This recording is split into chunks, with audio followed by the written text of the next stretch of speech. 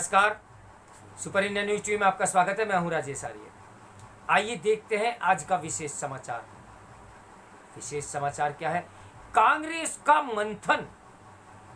यह अच्छा है कि कांग्रेस ने हाल के विधानसभा चुनावों में अपनी पराजय के कारणों पर विचार विमर्श करने के साथ आगामी आम चुनाव की तैयारी शुरू कर दी। लेकिन ये समझ जाना चाहिए कि समस्या चुनावी रणनीति के कमजोर होने की नहीं, बल्कि पार्टी नेतृत्व के चिंतन की है।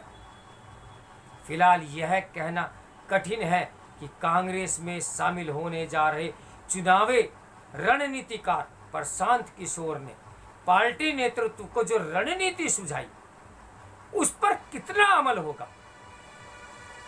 लेकिन इसकी अनदेखी नहीं की जा सकती कि अतीत में उनकी रणनीतियां फेल भी हो चुकी है। यदि चुनावी रणनीतिकारों के फार्मूले मात्र किसी दल की काया पलट कर सकने में सक्षम होते तो कांग्रेस का न जाने का कब हो गया होता।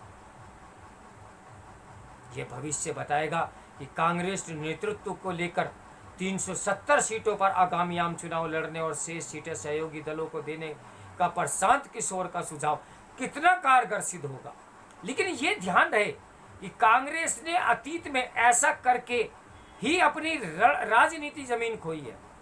वह एक के बाद एक चुनाव में सहयोगी दलों के लिए जिस तरह अपनी जमीन छोड़ते गई, उसका भी यही परिणाम है कि वह कई राज्यों में तीसरे चौथे नंबर का दल बनकर रह गई है। यदि कांग्रेस चुनावी रणनीति बनाने के साथ ही अपने चिंतन पर भी ध्यान दे तो कहीं बेहतर। आज स्थिति यह है कि कांग्रेस के कार्यकर्ता भी परिचित नहीं कि पार्टी की विचारधारा क्या है।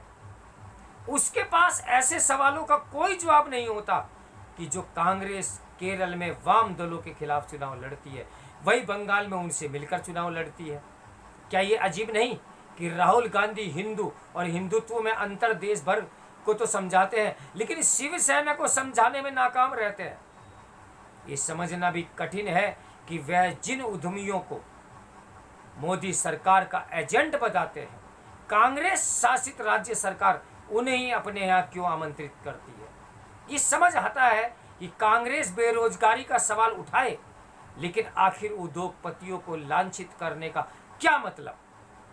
क्या ऐसा करके वे वाम दलों से आगे निकलना चाहती है?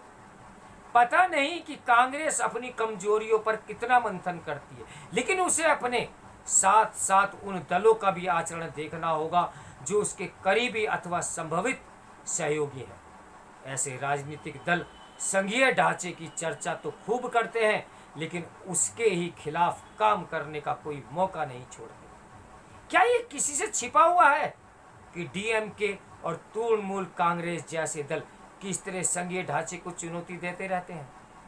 चलिए देखते हैं आगे आगे होता है क्या। तो मेरे साथ बने रहिए सुपर इंडिया न्यूज टीवी की ब्रेकिंग न्यूज के लिए। नमस्कार, मैं हूं राजेश आर्य।